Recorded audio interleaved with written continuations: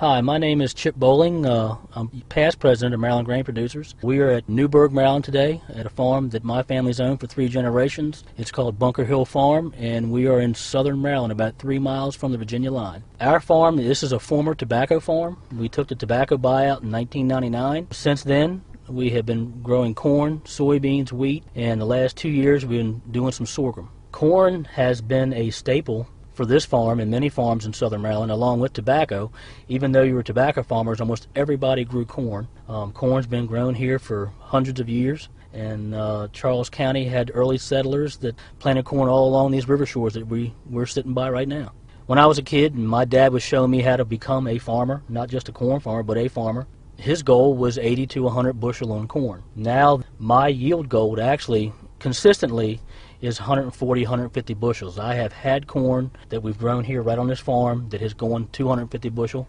If we can get Mother Nature to cooperate with us with the Roundup Ready corns and the technology that we have now for insect control and weed control and the new type of seed traits that they have now, the possibilities are unlimited. Farmer on now is, like I said, my home farm where I grew up as a kid. I went into farming on my own, and I rent 24 different farms across southern Maryland in about a 25-mile radius. Most of them are either on the Potomac River or the Wycomico River.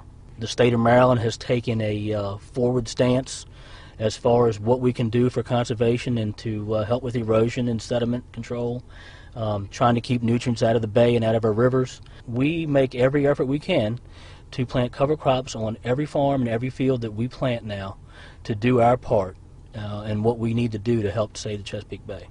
Our farm is on the Wycomico. We have buffer strips that separate our planted fields, our tilled fields, from the marsh and the river shore. We don't plant right up to the streams. We don't plant right down to the river. We like to enjoy the benefits of the conservation side as much as the farming business side also. We all need agriculture. There's no question we can't do without it.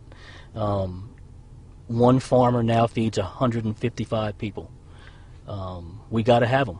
And as we sit here now, we're looking down at a cornfield. You look over to the other side of the field, and there's a horizon there with a pasture with grass growing on it. We got a buffer strip of trees to separate the pasture from the field. And we just talked about how we have a buffer strip between the river and the fields.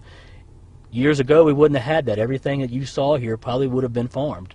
And if it has erosion, if it has a little less benefit of production rather than the good fields, we kind of leave them alone and let it basically kind of sit there and let the wildlife enjoy it and let the kids kind of come here and play if they want to. That everything's not in a field. We're not farming fence line to fence line. We're kind of trying to be smart about it. I do it because I love it. I knew when I was a little kid that this is what I wanted to do. In my high school yearbook, it said I want to be a professional baseball player and a farmer. I didn't make the baseball part, but I did make the farming part. My mom and dad have helped me. My family's been real cooperative about what it takes to be a farmer. And I think this is kind of what I was put here to do. I really enjoy my job.